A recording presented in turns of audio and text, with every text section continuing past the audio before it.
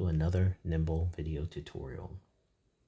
It's been a couple days since my last update. I wanted to debut the final 4 features that I've added to the multi-drone controller. I want to wrap this up so I can move on to my next build. So let's get into it. I added a lot more stability to the interface. As you can see, I'm able to control and manipulate multiple drones in a single UI. Other than the general eye candy and polish that I've added, I included the ability to show, of course, satellite imagery on the maps. I probably had this status bar before, but as you draw your layers, you're able to see the distance, the flight distance for your path, so that you would know if you're going farther than the allowable range of the drone. And I also include what I call action scripts. Action scripts are the ability to set zones within your flight path that you can control the drone in a custom sequence of events or actions or commands. I also added the ability to import and export your flight path so that you can reuse it. And I'm going to be demonstrating all of this in one nice demo today. In general, you, of course, can just click the map and build any flight path on the map. Once you have your flight path, you can see the range that you've currently selected. Move your drone at where its startup position would be.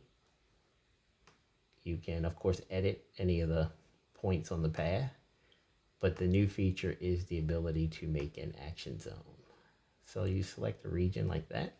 You can give it a specific name. We'll call it just zone 1 in this case. And then let's say we move that zone into that point. Once the drone flies into that zone, you can trigger it to conduct a script, run a series of drone commands for specific actions. So I've got a pre-made flight path that I'm going to import into the map, and I'm going to run through the design.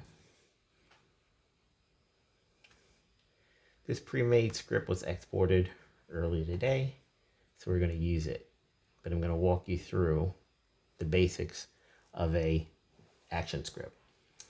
If a drone flew along this blue line coming from the right side to fly just over this minivan, for example, you can trigger the script so that in this case, I'm going to make the drone face north, back off of the center point, and then pan around the entire object at approximately 20 feet, and making sure that the drone maintains focus on the object as it goes around the circle.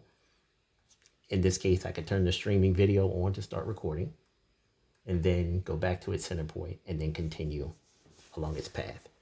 This is just one sample script that I have built, and I'm going to demonstrate that for you live. So we'll clear all the events and all the layers on this particular drone map.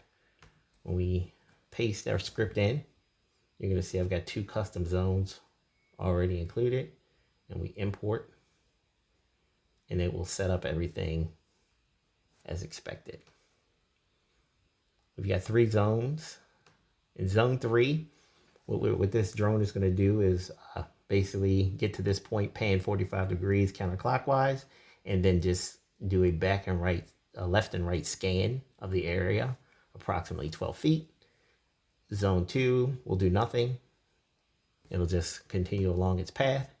And then zone 3, it will go to this center point and then attempt to spin around this center point, but keeping the drone pointed and recording at that center point.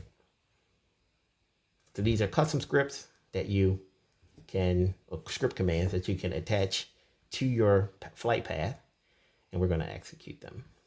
When I make the flight path, you can see the new action triggers are generated, and when we say go, the drone will start moving. I will attach the camera so it will follow the drone as it moves, and we can watch as the scripts execute. It pans 45 degrees, and then it does a left-right move, and then returns back to its original position. It will then advance to the next zone.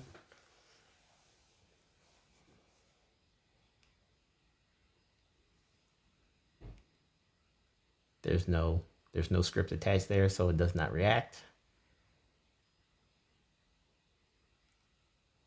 And then as it gets to the third zone, we should see it do a rotation around the center port while recording the activity.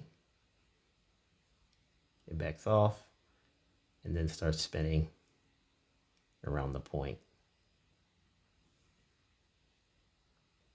with the streaming video activated.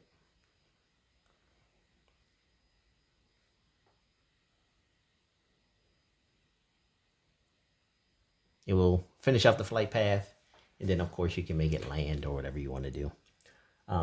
The idea behind this is to add, of course, more control and dynamic features to controlling the drone. I guess for this prototype, I'm gonna stop here. I might upload this to GitHub as well. Really fun working on this one. I like the way the ChatGPT was able to build the drone emulator. Take a Tello drone, add a Raspberry Pi onto it, and basically you would have a full autonomous system with very little effort. The Nimble Solution. Thanks for watching.